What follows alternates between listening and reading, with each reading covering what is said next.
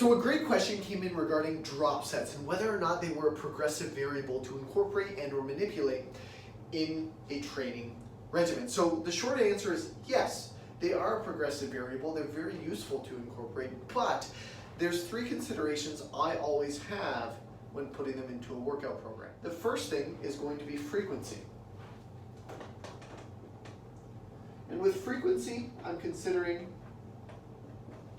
two specific things. The first is how many times in a workout a drop set is taking place. And the second is how many times in a training block. My writing is atrocious today, just so that you're aware. Now the reason I consider these two is relative to volume and recovery. You have to consider drop sets are usually quite stressful. That's why we often feel further sore than we might usually after a workout in which a drop set is incorporated on a specific muscle group. So consider, for example, if you're incorporating too many drop sets or too aggressive of drop sets, so much so that soreness in a specific muscle group is still present come the time in your training regimen when those muscles are required again, it can be very detrimental to your long-term progress. A great example, let's say your training has overhead dumbbell extensions and it's the final exercise in your workout.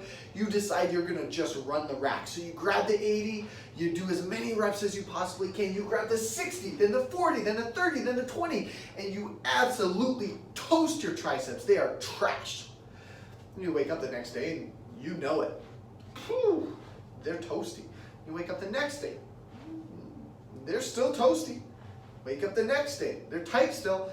Right? By the time you get back to your next upper body training session, they're still sore. This happens so often for people. So they're not even adequately recovered come time they get under the bar again, and this becomes an issue because let's say, for example, you have very specific bench press numbers programmed in, and that's very valuable because those barbell lifts are kind of like your reference points, right? So your bench press in your current programming is your reference point, and the progressions on that are exactly what lets you know that over time what you're doing is actually working, because a personal best in the gym is in fact the only proof of correct training. So you need those numbers on the bench to determine what you're doing is actually progressive, but you get under the bar and you cannot lock out the final 2 reps in your regimen that's been programmed specifically because your triceps are still tender, because of how much abuse they took in that drop set. Well, that's not very progressive, because now that drop set, because the stress outran your capacity to recover, now it's proven regressive, or at least time wasted, relative to very specific progressions that you would have known without a doubt were actually making you better. So that doesn't mean, of course, that drop sets are bad to incorporate, but it's important to be aware of the amount of volume and the amount of stress that they are applying.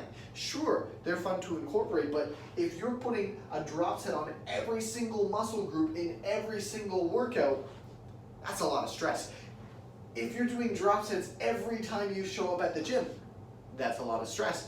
And it doesn't mean that stress is too much, it's just a lot, and it's something that you have to make sure that you're measuring.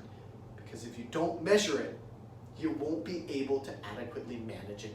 And if you can't manage it, you're gonna have a hell of a time making progress long term. The second consideration I like to make is exercise order.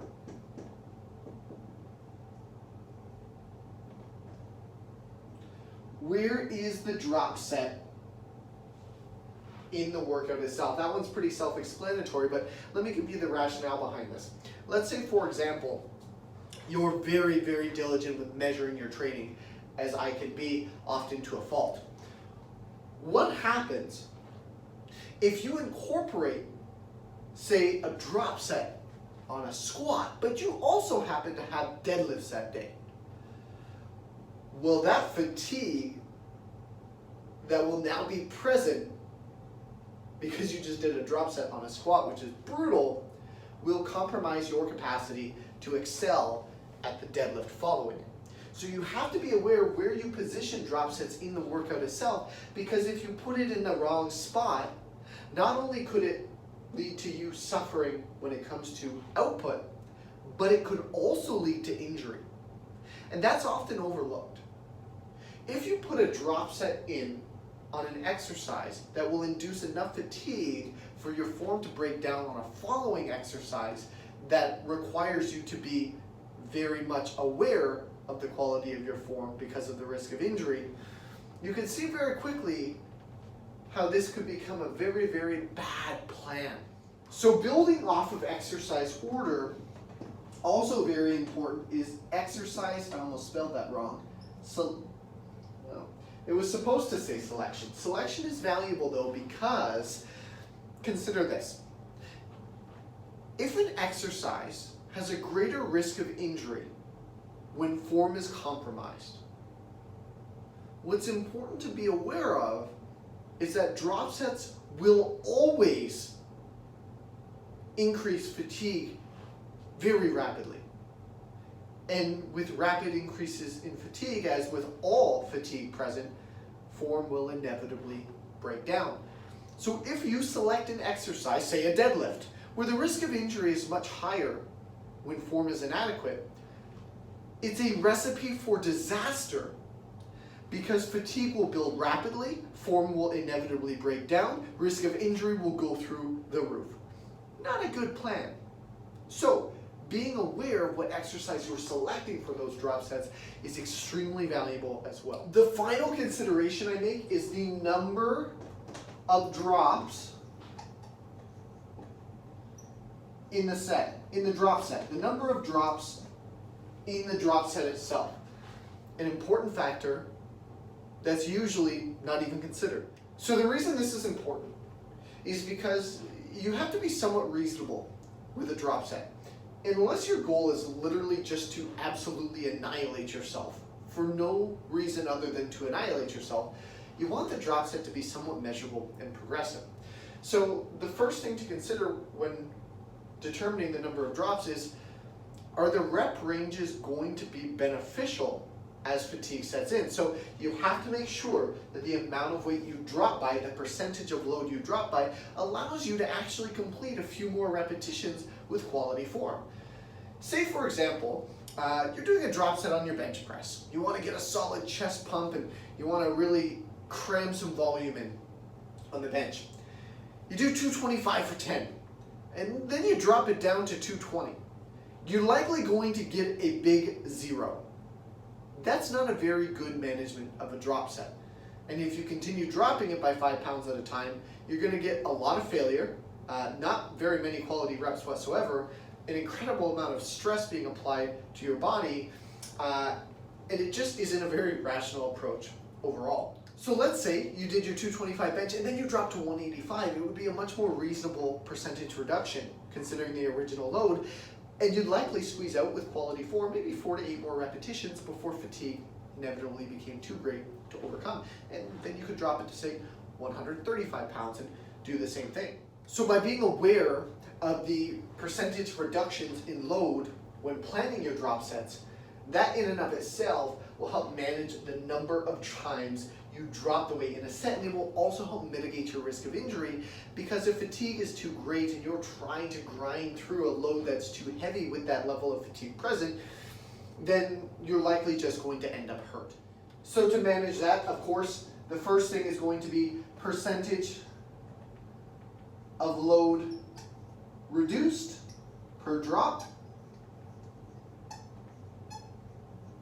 And the second thing is going to be, how low do you bring the percentage relative to your individual capacity on that exercise before you call it quits?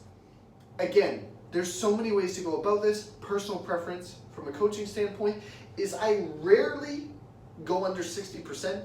I never go under 50%. So let's just say 50% of capacity on that exercise is the bottom of the drop. And this also helps manage the number of drops that you'll have in a set. So say for example, we're working with 225. half of that is going to be 112.5 pounds, I believe. That's 50%, so that means likely I'm probably going to stop it around 135. That's closer to the 60% mark, but I'm not going below that 50% on the drop set. I just don't find it reasonable. The pump that you're going to get, if you run 3 drops off 225 to failure, the pump that you're going to have, the fatigue you're going to experience, the stress you're going to induce on your body will be incredible. Putting 95 pounds on the bar and then 65 pounds on the bar and then the empty bar, at that point you're literally just beating a dead horse. So yes, drop sets are an extremely valuable variable to manipulate in your own training, but in my personal opinion, it's always important to consider the frequency of the drop sets, both in a workout to workout basis, as well as in a training block as a whole. Be aware of the exercise order and the selection of exercises that you're using when considering drop sets, and also be aware of the management of the number of drops that take place in any particular set, both relative to the percentage of load reduced per drop, and of course, how low you bring the drop itself. If you found this information informative, make sure you follow or subscribe depending on what platform you're seeing this on, and continue to keep sending the questions my way.